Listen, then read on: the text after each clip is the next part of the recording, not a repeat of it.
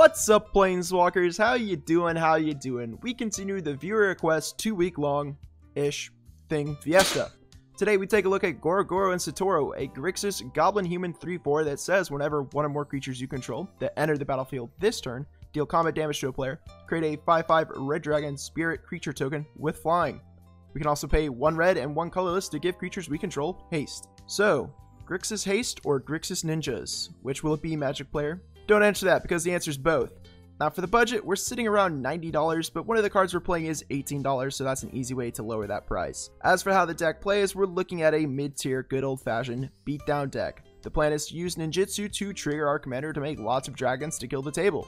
Now if you have a commander you want featured in a video, leave a comment or join our channel Discord. Our first creature is Changeling Outcast, which is a perfect enabler for ninjutsu since it can't be blocked. Frantic Scapegoat, which can proc our commander on its own. In the future, it can hand out menace to a new haste creature. Ginger Brute has haste, which works for our commander, but really we want to play this card because for 1 mana we can make it almost unblockable, but the amount of times your opponents will leave back a haste creature to block should be rare. Phoenix Chick is another hasty creature, this time though it has flying, so the chances of it connecting go up, and of course we can bring it back later. Slither Blade is another ninja enabler, and the more we have, the better, because we want to up the consistency of us having an unblockable creature for us to ninjutsu off. Thousand Face Shadow is our first ninja on the list. This one can make a token tapped and attacking of another attacking creature, pretty powerful. Tormented Soul and Trident Shorestalker are the last of our cheap unblockable creatures. Baleful Strix is great in our deck because it's a death toucher, meaning most people will take the damage, letting us ninjutsu off of it, and it has an ETB that draws a card, so we don't mind replaying it. Loyal Apprentice, guys, don't worry, I swear there are ninjas in this deck, but this card is great because we can play it lower on our curve so that when we play our commander, we get a haste 1/1 Thopter in the air, and usually that's good enough to actually trigger our commander the turn it comes down. Moonstrucker Hacker is a cheap ninjutsu draw engine that gets better if we keep bouncing it. Silver for Master is a ninja lord that makes our ninjutsu cost less, which is the real reason we're playing it. Allura, Merry Thief, is a great enabler for our deck, letting us always have an unblockable creature, and we do have ways to give mass haste in our deck, so returning a creature to our hand only gives us the benefit of being able to trigger our commander the following turn. Arnie Metalbrow lets us cheat in a creature of lesser mana value, tapped and attacking when we ninjutsu. Basilix Illithid Scholar lets us return a creature to our hand when it gets blocked, which is a good thing for us, and we get to draw a card when we hit players. Mist Syndicate Naga is a ninja that makes more ninjas when it hits players. Mistblade Shinobi lets us start annoying our opponents because we can return a creature they control when we deal damage to them with that Shinobi. So if everything goes to plan, we can make a 5/5 dragon off our commander and then return their best creature.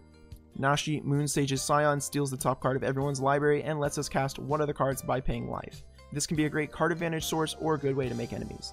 Usually the latter. Prosperous Thief is a good way to make treasures, as it says whenever 1 or more ninjas/rogues deal damage to a player, make a treasure.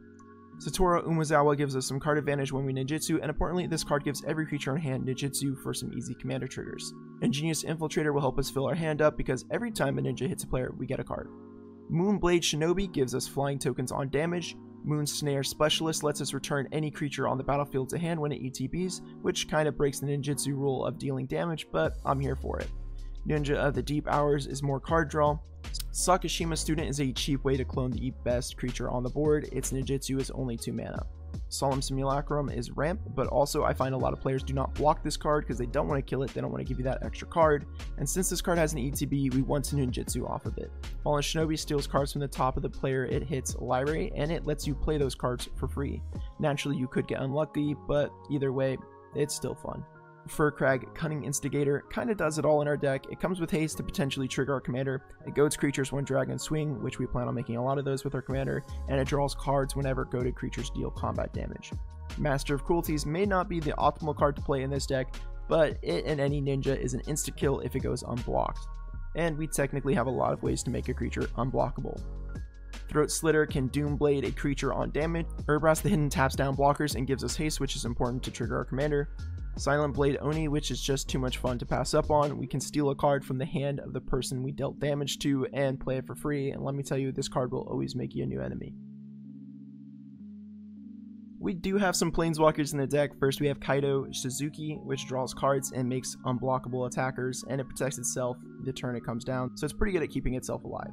Kaido, Dancing Shadow lets us return a creature to hand upon dealing damage to a player with its static ability alone, and we can prevent scary creatures from attacking or blocking with its uptick. Also, we can activate this Planeswalker twice, and it draws cards, so it's just kind of a no-brainer for us.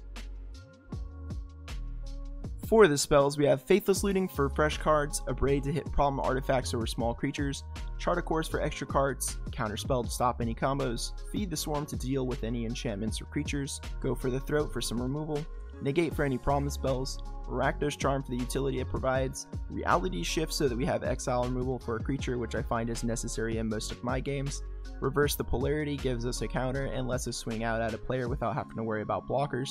The third ability on this card is borderline useless. Soul Manipulation is an Essence Scatter that comes with utility. Blasphemous Act is our panic button, and thanks to the many reprintings this card has had, it is cheaper than ever, so it fits right into our budget.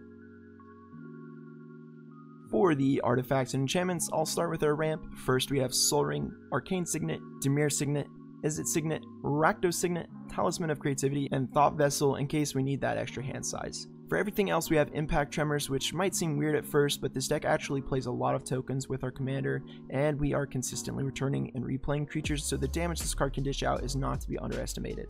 Lightning Greaves and Swiftfoot Boots for protection and haste. Daring Piracy is an easy way for us to trigger our commander since it makes a Menace haste token each combat. Urbrask Forge is similar, except the token has trample and gets bigger over the course of the game.